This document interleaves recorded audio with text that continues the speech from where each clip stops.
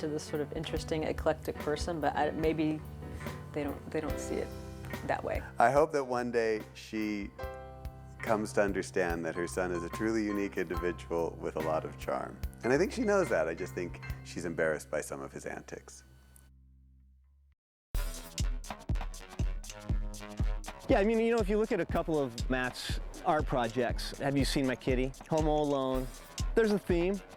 I think more or less the homosexual overtones, for me, it's not as important. It's just the shock value that sometimes comes into it. His outgoing phone message for a long time was, "Mom, Dad, I'm gay. Everybody else, leave a message."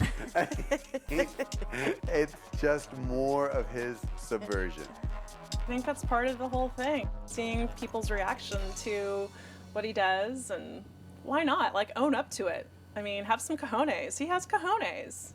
That's kind of like where he crosses the line from like being an artist, like, here, put this box on the shelf or hang out this art on the wall, into kind of a little bit like performance art. One time we were just hanging out after school in his parents' garage, and he said, let's get Kara's bike, get some toilet paper, put lighter fluid on it, and ride it down the street. Man, it looked cool. But yeah, it was what I think of as his first performance art piece. There's a bunch of extras sitting around waiting to get on camera, and Mexico went up to the garbage and just started grabbing food and eating it, and the extras were just like horrified that here's somebody eating out of the garbage can. The fact that the third project that he did in this suite had his phone number on it means that there was something lacking, my guess, from the Wheaties box and from the Homo Alone that left the project inconclusive to him. He wanted some feedback or some dialogue with his audience. Maybe he's underattended, or he feels like he doesn't get enough attention, so he's got to lash out or reach out against that and inflict his art on people instead of letting it be. He's fucked up. There's all these stories about Mexico. The Wheaties box, Homo Alone, Have You Seen My Kitty? You know, people talk about these things. They're part of our culture. You know, Matt has made an indelible mark in our world. He was quite the legend, and he's kind of mellowed out his later years, and it's about time that he gets back out there and does something again. What it all boils down to is someone who's just super creative that's really bored. He needs an outlet. In the film business, you work and then you don't. And in Seattle, work dries up a lot.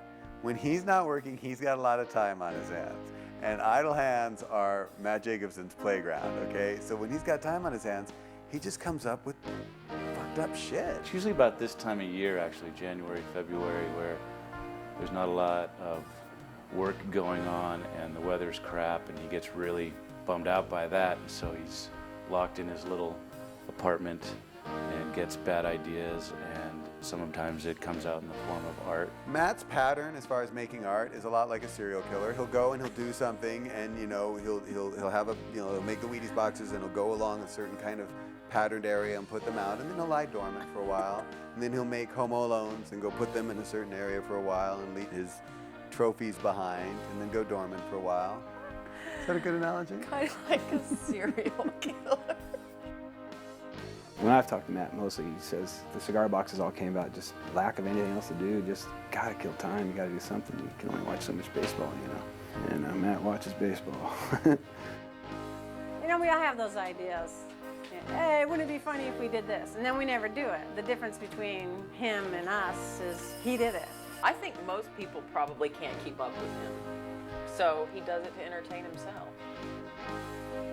You know, I wonder sometimes if he feels like he hasn't found the reward that he wanted out of doing this stuff, to be motivated to do more of it. He's not focused on artwork. He's just living. And when an idea comes to him, he does it. But he's not forcing anything. I think with Matt, that inspiration, when it comes, and there are people who are working artists who find that inspiration every day because they are looking for it. And so instead of being an artist who puts out something great and then a bunch of crap and then something great, he just kind of does things that are great.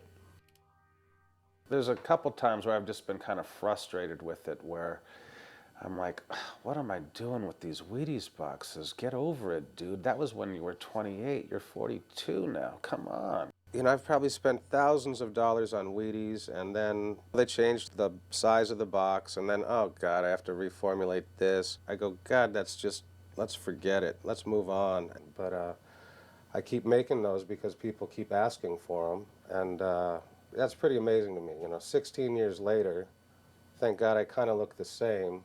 I can still get away with it, but I've made maybe close to 500.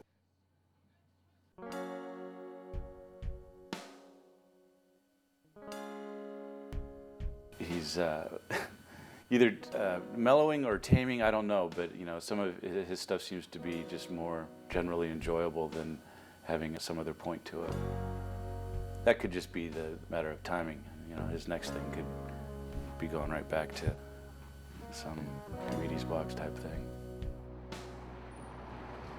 The Wheaties box is part of our cultural heritage. And Matt's given us a unique twist on that idea of sports personalities or our iconic images that grace the boxes of our favorite cereals. Imagine you told a joke and it lasted for 10 years. You know, imagine you came up with a joke or something that tickled you and your friends and kind of made them go, wow, this is really, really cool. And it grew from 10 boxes to 400 boxes. I think it's really cool, and I know he'll be all like grumpy Gus about it, but I know that he's really, really flattered that people have kept the Wheaties boxes, that, you know, that it's become what it's become. When I first saw the box, I wanted one to put on the back bar at Linda's. It just seemed like something that would be a wonderful thing to add to the ambiance. I think it's genius that they're all over the world. My parents have one on top of their refrigerator in Oklahoma. Frankly, that Wheaties box with his mug on it speaks more to me than Bruce Jenner ever will. When I first saw the Wheaties box, I thought it was pretty funny. He had told me when he gave it to me that that was his business card, which I thought in this industry was pretty genius.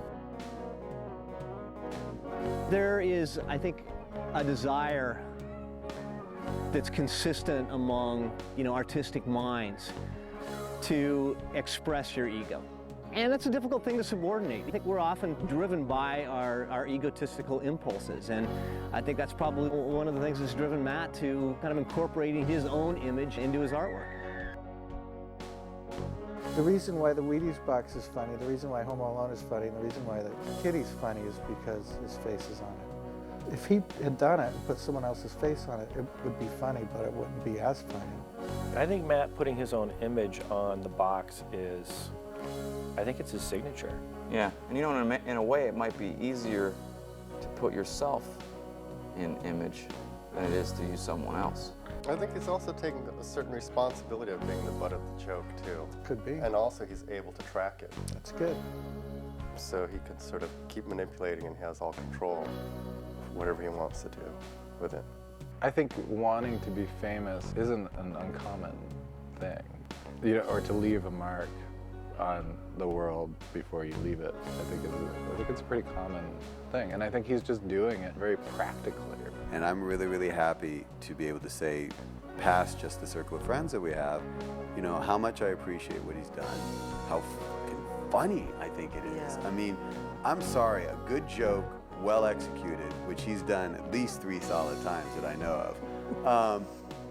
I think that's awesome, and I support it. I mean, you're supposed to support your friends when they do great things, and I think that some of the stuff he's done is really great, you know, and I'm behind it. Maybe he does want that critical acclaim or that success that comes through sports or acting or movies, and I think that he's passively looking for an audience. It's like whatever it is you do, you have to do it for yourself. I think he does it and does it well. It pleases him, makes it funny for him and his life interesting.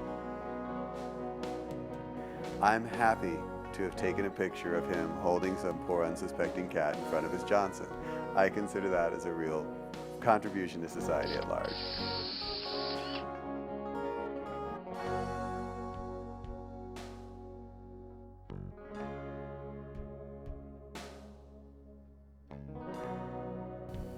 Yeah, Seattle is a pretty rough place, you know, in the winter, and they get longer every time you're here, so you need something to keep you busy. I guess doing art projects is a good way to stay out of trouble. There have been days where I've spent $500 at Kinko's for what, color Xeroxes? Man, you're weird. Well, you know, look at the weather outside. What the fuck else am I gonna do?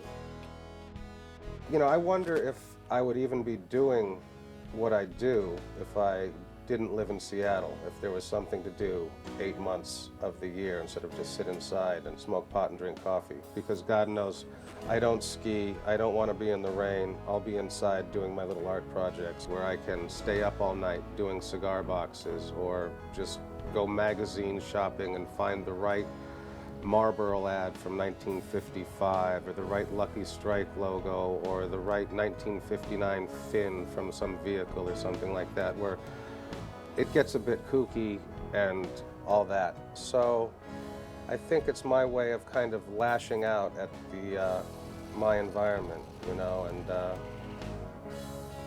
keeping myself amused. This year, actually, very busy with work, which has been nice, but we'll see. I got some downtime, and once again, idle hands. We'll see what happens. Yeah, we'll see.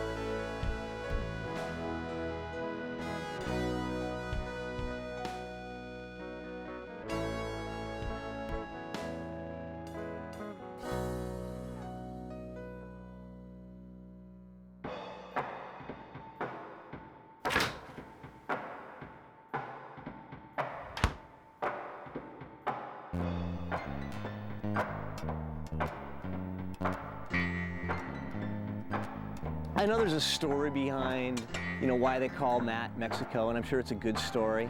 I never call him Mexico, so that's not one that's familiar with me. But it makes sense, you know. He does seem a little bit Latino, a little bit crazy. No, and I've asked. And he goes, I'm just Mexico now. I'm like, okay, fine. And that's Matt, and that's fine. That's great, actually. And he can pull that off. I think he was wandering down First Avenue and heard a couple of drunk guys go, hey man, my street name is Mexico, you know. I believe the nickname Mexico comes from a shoot, or he was on a job and there were a lot of Matts on set. It's a nickname from the other grips. It's a film grip, twisted dudes on the back of a truck drinking beer nickname. I don't know why they call it Mexico. I don't even know why it's Mexico. Has anybody answered that question? I'm feeling like, you know, it's a little third world, it's a fun place to party, you don't want to drink the water, be there for a little while, get a tan, get out, go home. What I heard is someone on a job called in Mexico because he looked like a heroin addict. That was on First Avenue. Really? Yeah. Wow, that could be. And it just stuck because, you know, it's so charming. Mexico is his street name. That's it. He just needed a street name, you know, for his activities on the street. Because it's gone into the realm of myth, he will never answer that question. You know that he would never clear that up. That's part of the whole magic. You know, he wants to keep you guessing.